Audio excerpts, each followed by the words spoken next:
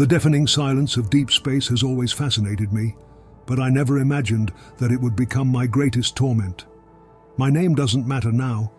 What matters is what I witnessed, the horror I faced, and the unspeakable truths I discovered in the depths of the cosmos.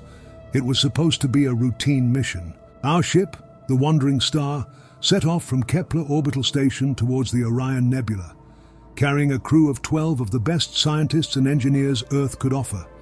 I was the communications officer, responsible for keeping in touch with mission control and recording every detail of our interstellar journey. The first few days went without a hitch. The gentle hum of the warp engines and the occasional beep of the navigation instruments were our only companions in the vastness of space. The crew was excited, eager to begin the research that could revolutionize our understanding of the universe. It was on the 5th day that things began to change. It all started with an anomaly in the long-range sensors. Captain Ramirez, a middle-aged woman with decades of experience in space travel, called an emergency meeting on the main deck. "Ladies and gentlemen," she began, her face a mask of restrained concern, "our sensors have detected something unusual." She paused, as if carefully choosing her next words. "A distortion in space-time about half a light year from our current position." A murmur went through the room. Dr. Chen, our chief astrophysicist, leaned forward, his eyes shining with curiosity from behind his thin-framed glasses. "What kind of distortion, Captain? Something like a black hole?" Ramirez shook his head. "No, Doctor. It's something we've never seen before. The readings are inconsistent with any known phenomenon." I felt a shiver run down my spine. In all my years of service, I had never seen Captain Ramirez so upset. "We're altering our course to investigate," she continued. "This could be the discovery of the century. Little did we know that it could also be our undoing." The next few hours were a whirlwind of activity. The crew worked frantically, preparing instruments and theories for what we might find. I spent this time sending detailed reports to Mission Control, trying to convey the mixture of excitement and apprehension that permeated the spacecraft. As we approached the anomaly, the ship's systems began to behave erratically. The lights flickered for no apparent reason, and occasionally we heard strange metallic creaks echoing through the corridors. "Probably just the ship adjusting to the gravitational stresses," explained the chief engineer.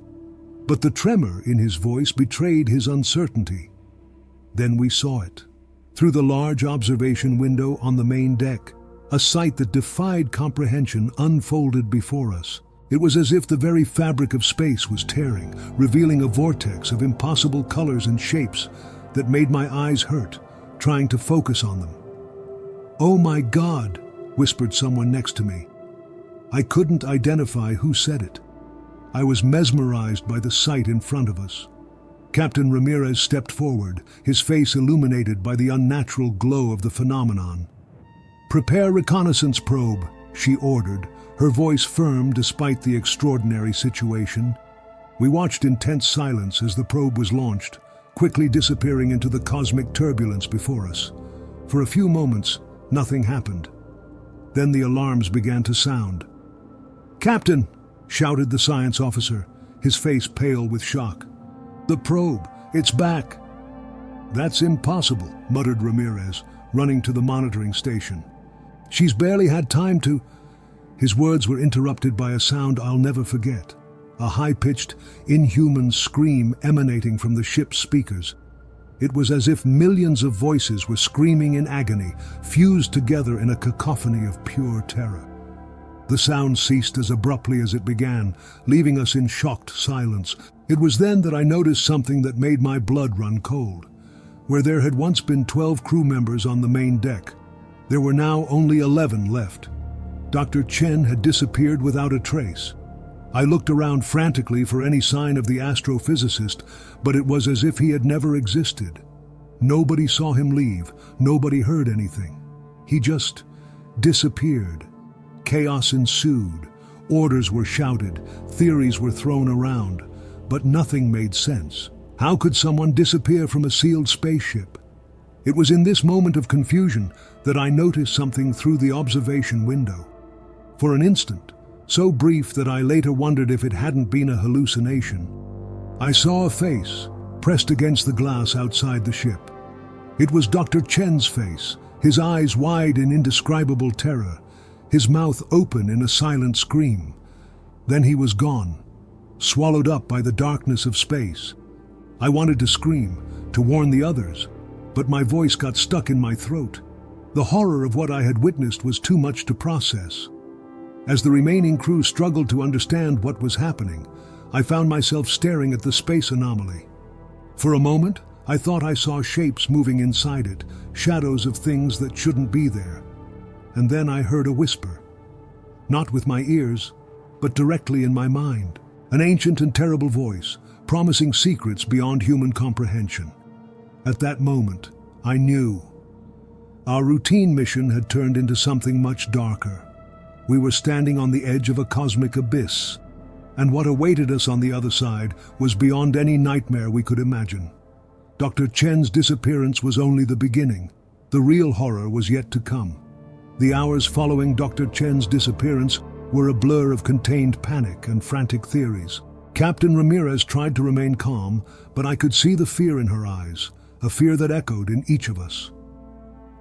"We need to get away from this thing," insisted Lieutenant Garcia, our pilot, his fingers already hovering over the propulsion controls. Ramirez hesitated, his eyes fixed on the pulsating anomaly beyond the observation window. "We can't just abandon Chen," she muttered, more to herself than to us. It was at that moment that the lights flickered again, plunging us into darkness for a terrifying instant. When they came back on, the face of Dr. Patel, our xenobiology expert, was pale as wax. "Captain," she said, her voice trembling, "I think we have a bigger problem." We followed her steady gaze to the communications terminal. The screen, normally full of data and telemetry, now displayed a single message flashing blood red: "You shouldn't have come." A sepulchral silence fell over the deck. It was broken by the sound of something scratching the ship's outer hull, a sound impossible in the vacuum of space. "Initiate departure sequence," ordered Ramirez, his voice now firm with determination. "Let's get out of here now." But it was too late. The lights flickered again, and this time, when they came back on, Lieutenant Garcia had disappeared from his seat. Where he had been sitting, we found only his pilot's insignia, twisted and melted as if it had been exposed to unimaginable heat. Panic finally set in. Screams echoed across the deck as the remaining crew ran in all directions, looking for a non-existent way out, an explanation for the inexplicable. I found myself paralyzed, my eyes fixed on the anomaly beyond the window. For a moment, I thought I saw shapes moving inside it, impossible shadows that seemed to stare back at me with an ancient and terrible hunger. "Everyone, stay calm." Captain Ramirez's voice cut through the chaos like a knife. "That's exactly what this thing wants. We need to stick together." His words seemed to have some effect. The crew regrouped, wide-eyed and gasping for breath, but at least no longer in total panic. "Right," Ramirez continued. "We need to understand what we're up against. Patel, I want a complete analysis of this anomaly. Johnson, check all the ship's systems. And you," she turned to me, "keep trying to contact Mission Control. We need help." I nodded, grateful to have something to do other than contemplate the horror of our situation. I turned back to my communication station, fingers flying over the keyboard as I desperately tried to establish contact with Earth. But something was wrong. No matter what I tried, I couldn't get a signal. It was as if the Earth had simply disappeared. As I struggled with the controls, I heard Dr. Patel gasp behind me. "Captain, you need to see this," she said, her voice barely above a whisper. I turned to see what had caught her attention and felt my heart sink. On the main screen, where before we saw only the strange distortion of space, now there was something else. It was like looking through a window into another world, a world of nightmares. Impossible landscapes stretched out before us, mountains that seemed to breathe, skies of colors that shouldn't exist. And in the middle of it all, I saw shapes moving, creatures that defied sanity with their mere existence. "What the hell is that?" someone muttered, their voice trembling with fear. Before anyone could answer, the lights flickered on again. This time, when they came back on, half the crew had disappeared. Ramirez's scream echoed across the deck, a sound of pure agony that chilled me to the bone. Where our colleagues had once been, there were now only empty spaces, and in each space, an object left behind. A watch, a wedding ring, a family photo. Memories of lives that had been snatched from existence in the blink of an eye. It was then that I realized the terrible truth. It wasn't us who were looking at this other world through a window. It was that world that was looking at us. And now it had found a way in. The walls of the ship began to twist and melt, as if reality itself was disintegrating around us. The air became heavy with a metallic smell that made my throat burn. "Everyone to the escape pods," shouted Ramirez, his voice almost lost in the growing chaos. We ran through the distorted corridors of the ship, the metal beneath our feet sometimes solid, sometimes liquid like mercury. Behind us, I heard screams that were abruptly silenced. I didn't dare look back. When we finally reached the escape bay, there were only 3 of us. Me, Captain Ramirez, and Dr. Patel. The others, I don't want to think about what happened to them. "Get in," ordered Ramirez, pushing us into the only escape pod that seemed intact. But before she could enter, something grabbed her, a shadow with too many arms and too many eyes. Her screams mingled with ours as the thing dragged her into the darkness. The pod door closed automatically, separating us from the horror outside. The ejection system activated, launching us away from the wandering star. Through the capsule's small window, I saw our ship, our home for the last few months, contort and bend in impossible ways before imploding in on itself, leaving only darkness where it had once been. Patel and I hugged each other, shaking uncontrollably as our small capsule drifted through space. We were alive, but for how long, and for what? The universe we knew was over. What awaited us now was a nightmare from which there was no waking up. And somewhere in the vastness of space, I could feel that alien presence watching, waiting. Our escape wasn't a victory. It was only the beginning of something much, much worse. The silence in the escape pod was oppressive, broken only by the low hum of the life support systems and our irregular breathing. Dr.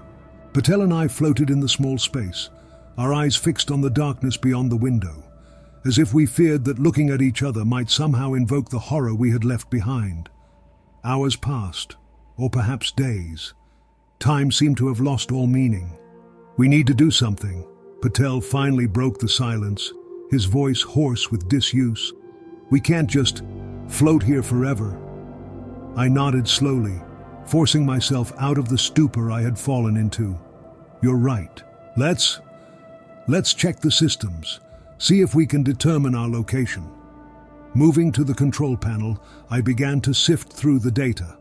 What I saw made my stomach sink even further. "This can't be right," I muttered, rechecking the readings. Patel approached, his eyes wide with concern. "What is it?" "According to these instruments, we're everywhere and nowhere at the same time." I shook my head, unable to fully comprehend what I was seeing. "That's as if we're outside normal space-time." A strange sound escaped Patel's lips, a mixture of laughter and sobbing. "Of course we are," she said, a touch of hysteria in her voice. "Why would we expect anything different after what we've seen?" Before I could answer, a sharp beep from the communications console startled us. We exchanged a look of surprise and fear before I moved to investigate. It's a signal," I said, hardly believing my own words. "We're receiving a signal." With trembling fingers, I activated the receiver. For a moment, there was only static. Then a voice cut through the noise, a voice that made my blood run cold. "Help! Someone! Please!" It was Dr. Chen's voice. Patel gasped, gripping my arm so hard it hurt. "It can't be," she whispered. But it was. Chen's voice continued, interspersed with static and something else. Something that sounded terribly like distant screams. "They're everywhere. Changing. I can't. Please, someone." The transmission was abruptly cut off, leaving us in a deafening silence. "We have to help him," Patel said, his voice shaking. We can't just leave him there. I wanted to argue, to say that it was impossible, that Chen had disappeared days ago, that this was probably some kind of cruel trick. But before I could form the words, something changed. The darkness beyond our window began to move. No, not move, bend. It was as if the very fabric of space was writhing, forming impossible patterns that made my eyes hurt trying to focus on them. And then we saw it. Floating in the void, not far from our capsule, was a shape that vaguely resembled a space station. But it was wrong. Its geometry defied logic, with angles that shouldn't exist and corridors that seemed to fold in on themselves endlessly. "What is that?" Patel whispered, his face a mask of fascinated terror. Before I could answer, our capsule gave a jolt. Some invisible force was pulling us towards that impossible construction. "No!" I shouted, struggling with the controls, but it was no use. Whatever that thing was, it wanted us inside it. As we got closer, I could see more details, and I wished I hadn't. Shapes moved through the distorted corridors. Things that might once have been human, but were now something else. Their shapes shifted and flowed as if they were made of melted wax, extra limbs sprouting and disappearing at a nauseating pace. And in one of the crooked windows, for a brief moment, I saw a face I recognized. Dr. Chen, his eyes now empty black orbs, his mouth open in a silent scream as his body contorted and reformed continuously. Our capsule slammed into the surface of the station, the impact throwing us against the walls. Through the disorientation and panic, I heard a terrible sound, the sizzle of escaping air. "We've got a breach," Patel shouted, his voice almost lost in the chaos. But it wasn't air that was entering our capsule. It was something else, a black, viscous substance that moved with a purpose of its own. I tried to back away, but there was nowhere to go. The substance touched my skin, and I felt excruciating pain. It was as if every cell in my body was being rewritten, transformed into something alien. Next to me, Patel was screaming, her body writhing in ways that the human body shouldn't. I wanted to help her, but I couldn't. I wanted to help her, but I couldn't move. My vision began to dim, my consciousness fading. The last thought I had before the darkness engulfed me completely was that maybe, just maybe, the real horror wasn't death. It was what came after.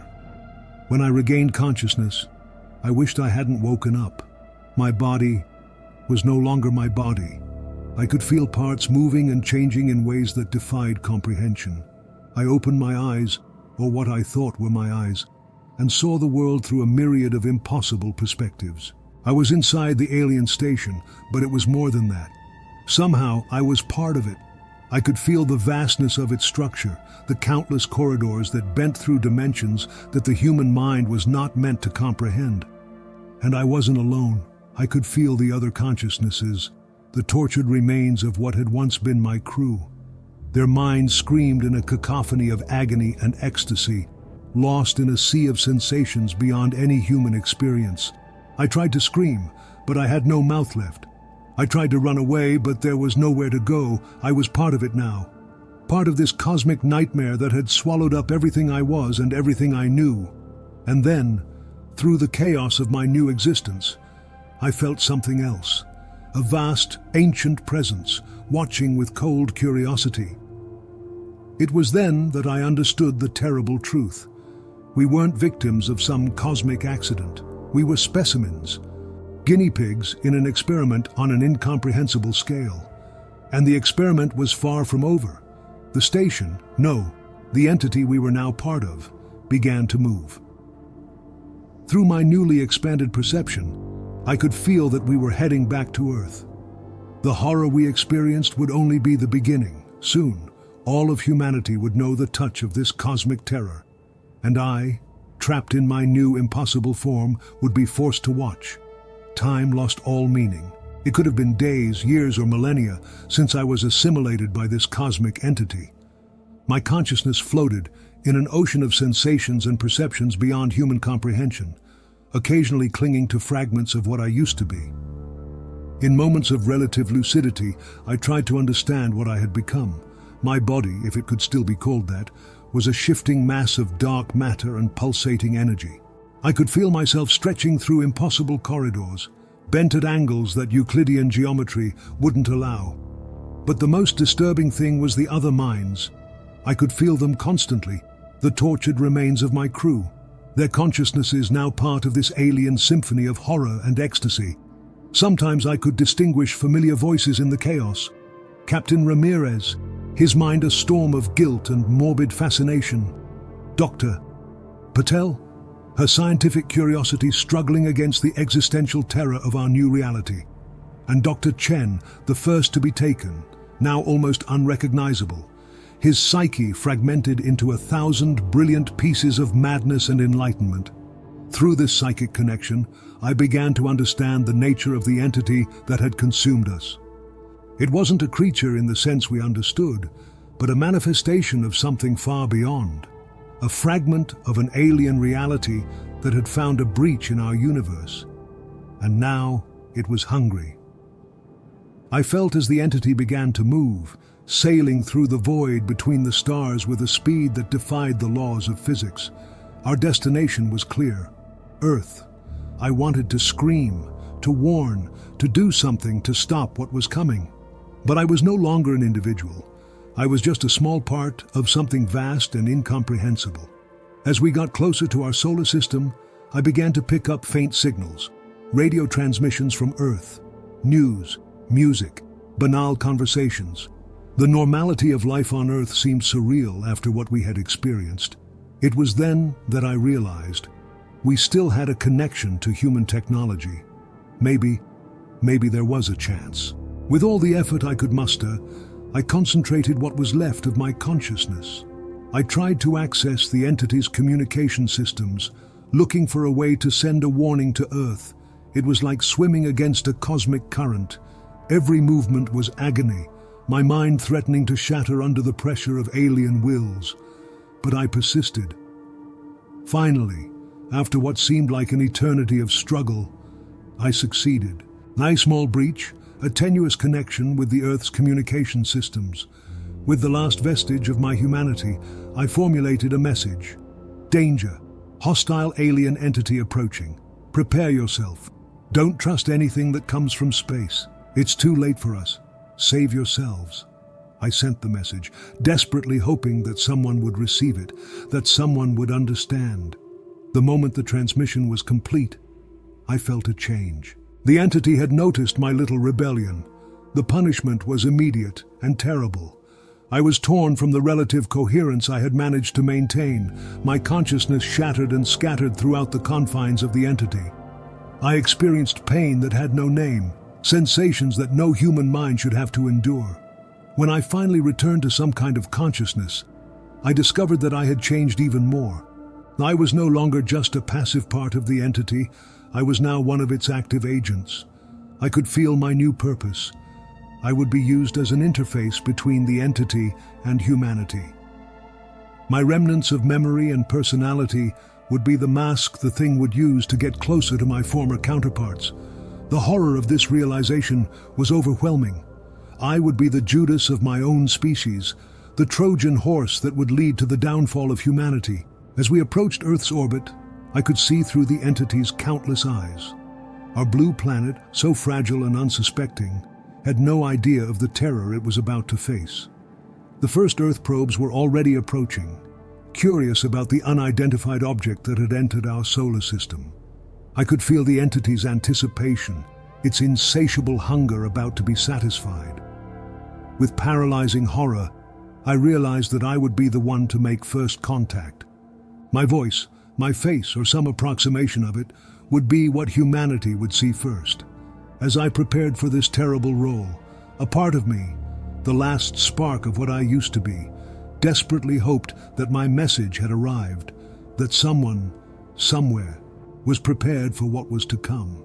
Because if they weren't, the fate that awaited us was worse than any nightmare humanity had ever imagined. The transformation of the Earth was about to begin.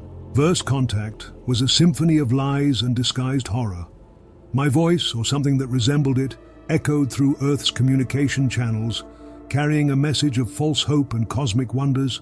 I could feel the excitement and relief emanating from the mission controllers when I reported our miraculous survival and the incredible discoveries we had made. If only they knew the truth behind my words. The entity manipulated my consciousness like a cosmic puppeteer, using fragments of my memories and personality to create a convincing facade. I was a powerless spectator in my own body, watching with growing horror as humanity let its guard down. The first rescue teams were sent to rescue us. I watched, trapped in my own transformed being, as the ships approached. I could feel the entity's hunger growing, its anticipation pulsing through the amorphous mass that now made up our collective being. The moment of physical contact arrived. The hatches opened, and the rescuers, smiling, relieved faces turned into masks of terror when they saw what was really waiting for them. It was fast, terribly fast. The entity reached out, tentacles of cosmic darkness enveloping the rescue ships. I heard the screams of agony and confusion as the transformation began. In a matter of moments, the rescue teams had become part of us. More tortured minds added to the cacophony of trapped consciousnesses. With each new assimilation, I felt our influence on the Earth grow. The entity used the knowledge and connections of its new acquisitions to infiltrate deeper into Earth's power structures.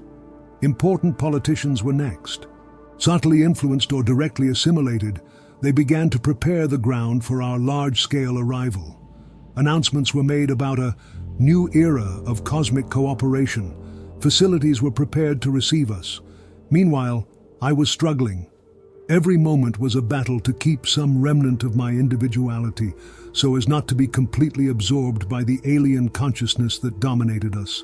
I searched desperately for any sign that my warning message had been received, that someone was prepared to resist. It was then that I sensed something, an anomaly in the network of connected minds that we now formed.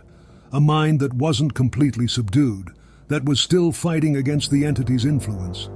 I focused on this connection, risking what was left of my sanity to establish contact.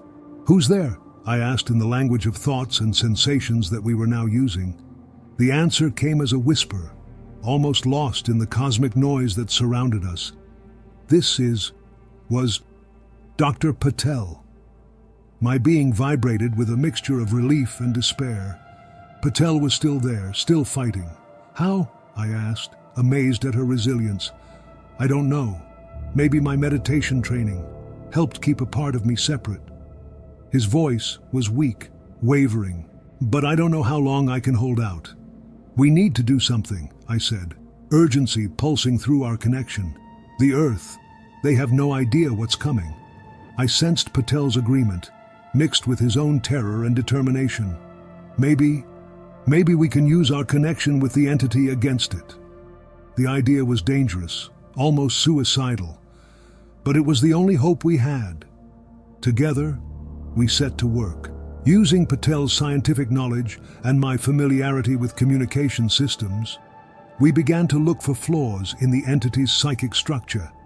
It was an agonizing search. Each probe risked attracting the attention of the dominant alien consciousness. Several times, we were almost discovered, saved only by the vastness of the collective mind that concealed us. And then we found something, a frequency, a specific vibration that seemed to cause the entity discomfort. "It's like a dissonant note in a cosmic symphony," Patel observed. I understood immediately. If we can amplify it, we could destabilize the whole structure, Patel concluded.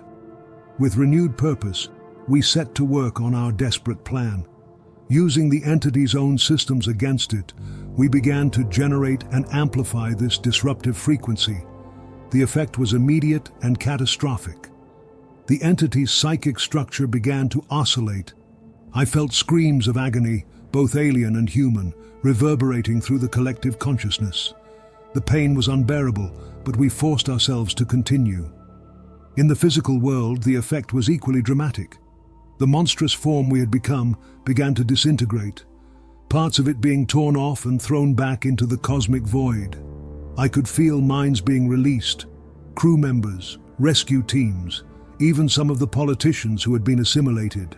They were confused, traumatized, but free.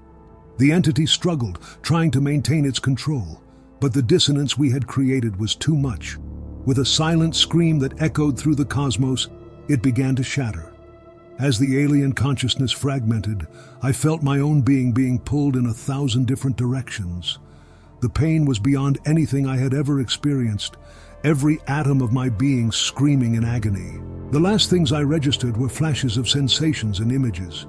The Earth, beautiful and blue, spinning below us.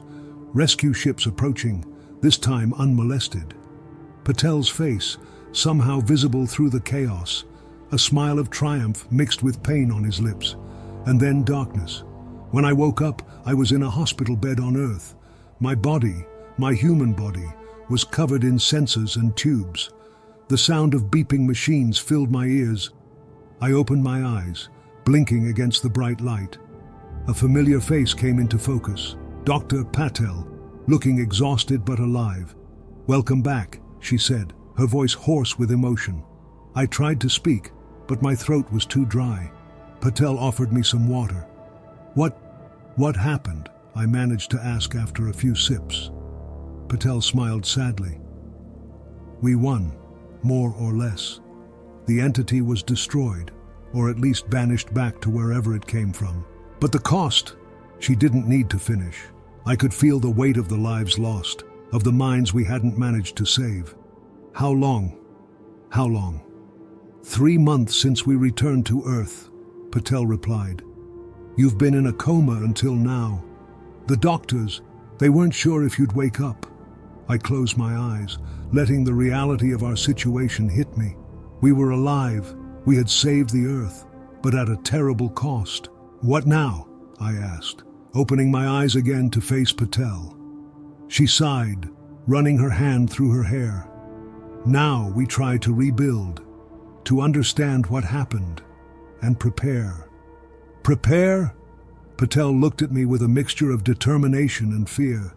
"Because if there is one of those things out there, there are probably others, and we need to be ready." I nodded slowly, realizing the enormity of what we were facing. Our journey was not over. In many ways, it was just beginning. As I lay in that hospital bed, looking out of the window at the blue Earth sky, I made a silent promise. No matter what the cosmos had in store for us, we would be ready. Humanity had faced the unimaginable and survived. And if these cosmic entities returned, they would find not easy prey, but a species forged in the fire of cosmic horror, determined to protect its place in the universe. The real challenge was just beginning. The months that followed our return to Earth were a surreal mix of recuperation, interrogations, and frantic preparations. The world had changed irrevocably, and I with it. The nights were the worst. In my dreams, I could still feel the vastness of the alien consciousness, the horror of being part of something so incomprehensible and terrible. I would wake up screaming, my body covered in cold sweat, the walls of my room seeming to pulse with impossible shadows. But I was not alone in my torment. Dr. Patel, Aisha, as she insisted I call her now, was a constant presence. Our shared experiences had forged a bond that transcended ordinary friendship. We were survivors, witnesses to horrors that no one else could fully understand. Sometimes, Aisha confided to me one night, as we watched the stars from the terrace of the research center where we were staying, I miss the vastness, the feeling of being part of something bigger. I nodded, understanding perfectly. It's as if our minds had been stretched to accommodate infinity, and now we're confined again. She smiled sadly, her eyes reflecting the distant glow of the stars. But the price was too high, wasn't it? Yes, I agreed, a shiver running down my spine as I remembered the horror of our assimilation. Too high. Our moments of introspection, however, were rare. Most of our days were consumed by Project Sentinel, a secret global initiative created to prepare humanity for future cosmic threats. The best scientific minds on the planet worked tirelessly, using the fragments of alien knowledge that Aisha and I had retained to develop new defense and detection technologies. Theoretical physicists were delving into the implications of multiple realities and folded dimensions. Biologists were studying the subtle changes in our bodies, seeking to understand and potentially replicate the resilience that allowed us to survive assimilation. But it wasn't just scientists who were busy. World leaders were meeting in secret sessions, discussing strategies and forming unprecedented alliances. The common threat had united humanity in a way that no terrestrial event ever had. In the midst of all this frenetic activity, Aisha and I were often called in for consultations and briefings. Our direct experience with the entity made us invaluable resources, even if reliving those memories was emotionally draining. It was during one of these sessions that I noticed something strange. While describing the entity's psychic structure to a group of neuroscientists, I realized that I could visualize it with a clarity that shouldn't be possible. It was as if, for a moment, I could see through the walls of the conference room into the cosmic void beyond. Aisha noticed my hesitation. "Did you feel that too?" she whispered, her eyes wide. I nodded, a knot of fear forming in my stomach. Something was changing, something in us. In the days that followed, the incidents multiplied. Sometimes, it was just a fleeting feeling of cosmic déjà vu. Other times, they were vivid visions of places and things that shouldn't exist in our universe. Finally, we could no longer ignore what was happening. One particularly difficult night, after waking up simultaneously from identical nightmares, we decided to confront the truth. We weren't totally disconnected, were we? Aisha said, her voice trembling slightly.